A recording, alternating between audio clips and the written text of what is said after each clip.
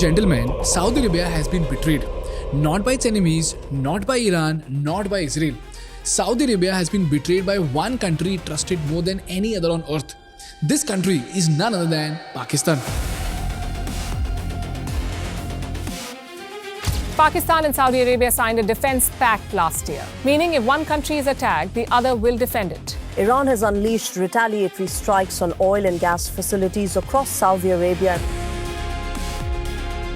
Pakistan's response in Iran war is very slow and restrained. Growing frustration in Saudi Arabia over Pakistan.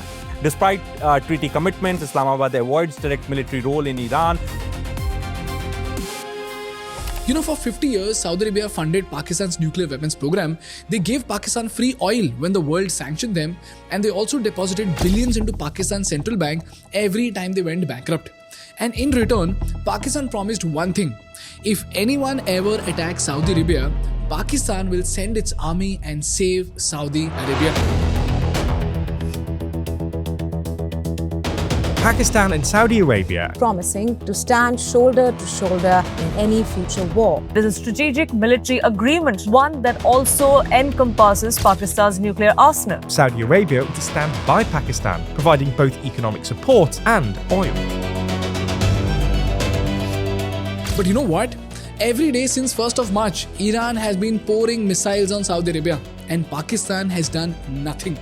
By the way, today, Pakistan needs Saudi Arabia more than ever because Saudi Arabia can practically write a check and fix Pakistan's poor condition in a jiffy. But even then, Pakistan chose to betray Saudi Arabia. And this has upset the king of Saudi Arabia himself. The question is, why was the Saudi-Pakistan relationship so special for 50 long years? Why is a super rich country like Saudi Arabia dependent on a poor country like Pakistan for its protection? And lastly, when Pakistan is so poor, why are they betraying the kingdom of Saudi Arabia when it could practically get billions to save its economy? This video is brought to you by Outskill. People, Outskill has a special announcement for every tech professional. If you can dedicate just one weekend to investing in yourself, Outskill is conducting a 2-day weekend AI training program for tech professionals. For this workshop, Outskill usually charges 10,000 rupees, but for thinkschool subscribers, Outskill is making it free to attend. Outskill is one of the biggest AI-focused education platforms, which is backed by renowned AI investors and AI founders. This 2-day program offers 10 hours of live AI training for tech professionals spread across Friday 7 p.m. to 10 p.m. and Saturday from 10 a.m. to 7 p.m. where you will learn how AI models and LLMs like GPT and Claude Cowork are operated. They will do a deep dive into AI-led coding, prompt engineering for fantastic results, building and deploying full-stack AI agents, building AI teammates that team up to finish complex work faster and better, and they will also teach you powerful frameworks and tools that every techie should have in their tech stack. And that's just the beginning. This program is specially designed for engineers, coders, data analysts, data scientists, and all those who understand coding well. Over 10 million people from 40 different countries have already taken this course, and the slots are filling up faster than ever. So click the link in the description and book your slot today. Also, make sure to join their WhatsApp group to receive all updates and join the introduction call for the session on Friday at 7 p.m. And now, on with the episode. This is a story that dates back to 1974. Back then, Saudi Arabia was making so much money that it was beyond anybody's imagination. They were pumping out 9.5 million barrels of oil every single day, which practically made them $1 billion a day in today's money every single day. And Saudi Arabia used this money to import so aggressively that there were 220 ships waiting in line outside the port of Jeddah. And this line of ships stretched 30 miles into the sea.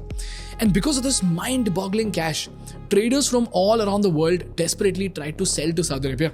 The gold rush was so mad that an American businessman literally sold raincoats to people living in a desert where it doesn't rain at all. And as always, when you make too much money, you invite too many threats and you need a lot of protection. So Saudi Arabia bought weapons, so many weapons that they bought more weapons from the US than Israel, Australia, UK and all other countries combined. And a large part of this protection went to the Mecca and Medina, where two of the holiest mosques of Islam existed. But you know what? Even with all the money and weapons in the world, Saudi Arabia still needed Pakistan to protect its kingdom. The question is why? Well, firstly, in February 1979, after the Islamic Revolution picked up in Iran, Ayatollah Khomeini took power, and as soon as he took power, he started targeting Saudi Arabia.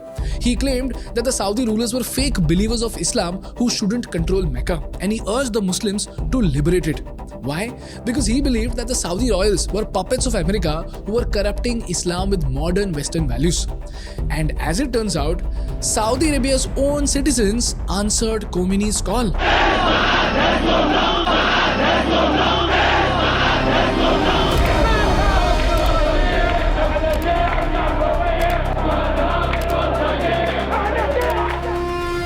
And this call was answered so well that on 20th of November 1979, when 100,000 worshippers gathered for morning prayers at the Grand Mosque, a group of militants chained the gates shut. They placed snipers in every corner, cut all the telephone lines, and took tens of thousands of worshippers hostage. November 20th, 1979 at 5:30 in the morning. Within minutes, these men transformed the Grand Mosque into a fortress. This is the beginning of the siege of Mecca. Shake Saudi Arabia to its foundations, destabilize the Middle East, and push the global balance of power to the brink of collapse. And when the news broke out, Khomeini went on Iranian radio and blamed America and Israel for this invasion. Now, do you understand the stakes? The Saudi king's official title is custodian of the two holy mosques. Their entire legitimacy, their entire reason for being kings comes from protecting Islam's holiest sites. So if a bunch of rebels could snatch it away from the kingdom, it was an embarrassment for the royal family. And this rebellion was so horrific that 255 people were killed, 560 were wounded, 127 military personnel died, and it took the kingdom 2 weeks to secure the mosque. And lastly, just when the king thought everything was settled, exactly 3 weeks after the siege ended, Soviet tanks rolled into Afghanistan in December 1979. And now, if you look at Saudi Arabia on the map, you will see the threat to the kingdom. You see, the $1 trillion oil well of Saudi Arabia was surrounded by Soviet allies. South Yemen was occupied with Soviet bases. In the west, Ethiopia was a Soviet-aligned country. In the north, Soviet-allied Syria and Iraq had 150,000 troops stationed. And in the east, the Soviet Red Army physically occupied Afghanistan. To make it worse, in the Indian Ocean, many Soviet naval vessels were already circling the Indian Ocean. And you know what? Even though Saudi Arabia had the best American weapons in the world, they were still terrified. You know why? Because even though they had all the weapons in the world, they did not have enough men to operate them. And this is where Pakistan enters the picture.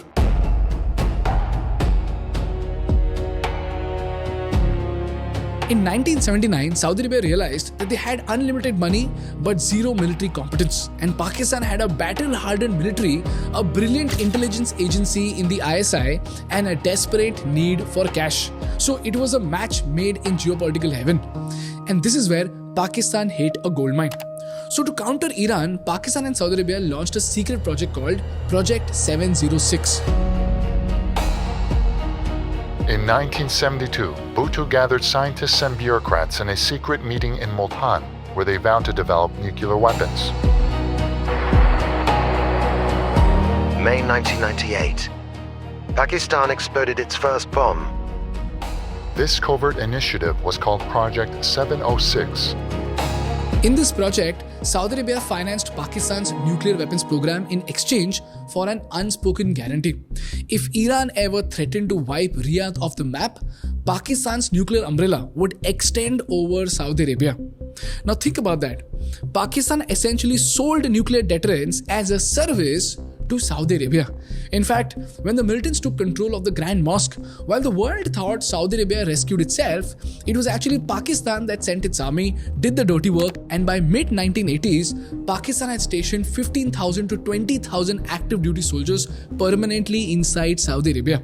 Similarly, from 1979 to 1989, Pakistan trained the Mujahideen fighters to fight the Soviets in Afghanistan, and when Saddam Hussein invaded Kuwait in 1990, Pakistan deployed 11,000 to 13,000 troops troops to protect the Kingdom of Saudi Arabia. That is how the Saudi-Pakistan relationship became one of the most powerful alliances in the Muslim world. They were brothers in arms, bound by money, faith, and mutual survival. And to make this brotherhood official, on September 17, 2025, Saudi Crown Prince Mohammed bin Salman and Pakistani Prime Minister Shehbaz Sharif signed the Strategic Mutual Defense Agreement in Riyadh. And the most shocking fact about this agreement was that this pact explicitly states that any aggression against either country shall be considered an aggression against both. So if India attacked Pakistan, it will be considered an attack on the Kingdom of Saudi Arabia. Similarly, if Iran or anyone else attacks Saudi Arabia, Pakistan is contractually obligated to send its army. Now, do you realize what that means? Saudi Arabia had access to Pakistan's nuclear weapons. In fact, on September 18th, 2025, Pakistan's Defense Minister Khwaja Asif went on live TV to confirm it. Defense Minister Khwaja Asif reportedly said that Islamabad's nuclear capabilities could be extended to Riyadh. But you know what, guys?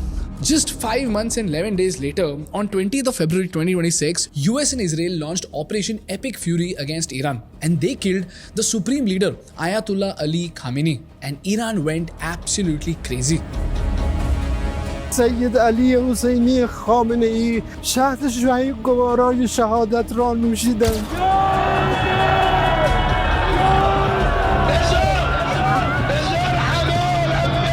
86-year-old Ayatollah Ali Khamenei is dead. Iran hitting a large number of US and Israeli military targets in the region after their supreme leader was killed. From March, Iran unleashed hell on Saudi Arabia. Every single day since the 1st of March, missiles have been pouring on Saudi Arabia. Now, what did the agreement with Pakistan say? Aggression against either country is aggression against both. So Pakistan was contractually obligated to come with its army, right? Well, guess what? Pakistan did nothing. In fact, Pakistan's response was limited to a phone call. Yes, their foreign minister Ishaq Dar apparently called Iran's FM and told him ki Janab, we have a defense pact with Saudi Arabia and the entire world is aware of it. That's it. No fighter jets were scrambled, no naval task forces deployed, and no missiles fired at Iranian launch sites. On top of that, some reports also say that Pakistan even betrayed Iran. You know how? Because according to this report, when all other US allies denied access to their airbase to attack Iran, Pakistan let America use their bases to launch drone attacks against Iran and even provided intelligence for US attacks on Iranian nuclear sites. On top of that, the most ironical discovery I made is that while Pakistan was being paid billions to save Saudi Arabia from Iran, the same Pakistan actually sold nuclear technology blueprints to Iran. Yes, they sold nuclear technology to the enemy of Saudi Arabia while taking billions from Saudi Arabia. And this selling also extended to Libya and North Korea. In the early 2000s, A.Q. Khan was accused of selling nuclear secrets to Iran, North Korea, and Libya. Mr. Abdul Qadir Khan admitted that he sold nuclear secrets. The investigation has established that many of the reported activities did occur, and that these were inevitably initiated at my behest. So Pakistan practically betrayed Iran and Saudi Arabia at the same time. And now they're even attacking Afghanistan. Another major conflict in the Middle East. Over 40 civilians have been killed in Afghanistan as they remain at war with Pakistan. Pakistan strikes Afghan hospital in Kabul, which kills 400 people. So now the question is, why didn't Pakistan come to Saudi's rescue? Well, there is no straight answer to this, but we have a theory. Firstly, Pakistan is now surrounded by enemies. To the east, they have India. To the northwest, they are in conflict with Afghanistan. And on the west, they have the Baloch fighters who practically want to separate out from Pakistan. So with conflicts on all three sides, committing forces to Saudi Arabia may have been a challenge. Secondly, as we all know, Pakistan's political system is so weak that not a single prime minister has completed term. So vote banks are very important to them. Now, if you see Pakistan's population, they have 40 million Shia citizens. They have the second largest Shia community in the world after Iran. And Shia Muslims follow Khamenei. For them, Khamenei wasn't just a foreign leader, he was a spiritual leader. So when he was killed, Pakistan did not just mourn, it exploded. So if Pakistan had sent jets to bomb Iran, it could have caused a civil war in Pakistan. But this begs another question. When Pakistan is such a cunning country, why is nobody invading Pakistan? And think about it. Iraq was invaded for weapons it didn't have. Libya gave up its program and Gaddafi was still killed. But Pakistan sold nuclear weapons to 3 countries, but they still get an IMF loan instead of being sanctioned. Why? Well, that is because Pakistan has built the most terrifying insurance policy in the history of geopolitics, which is a nuclear weapon. As of 2025, Pakistan has 170 nuclear warheads. That makes it the 5th largest nuclear arsenal on earth, even ahead of UK and France. Now, here's the nightmare scenario that keeps every intelligence agency awake at night. If Pakistan collapses, nuclear weapons will fall into the hands of Taliban, ISIS, or Al-Qaeda affiliates operating inside of Pakistan. So a rogue military faction might seize the arsenal during a coup or civil war. And if they start selling this to other countries, soon enough every other country will have a nuclear weapon. So every time Pakistan is about to go bankrupt, which roughly happens every 10 years, the IMF writes a check. Every time Pakistan sponsors terrorism, America issues a strongly worded document and then sends them more aid. Every time Pakistan plays both sides, the world pretends not to notice. Why? Because a collapsed Pakistan is a nuclear weapon with no security guard. That is how Pakistan turned betrayal into a business model. That's all from my side for today, guys. If you learned something valuable, please make sure to hit the like button in order to make YouTube happy. And for more such insightful business and geopolitical case studies, please subscribe to our channel. Thank you so much for watching. I will see you in the next one. Bye-bye.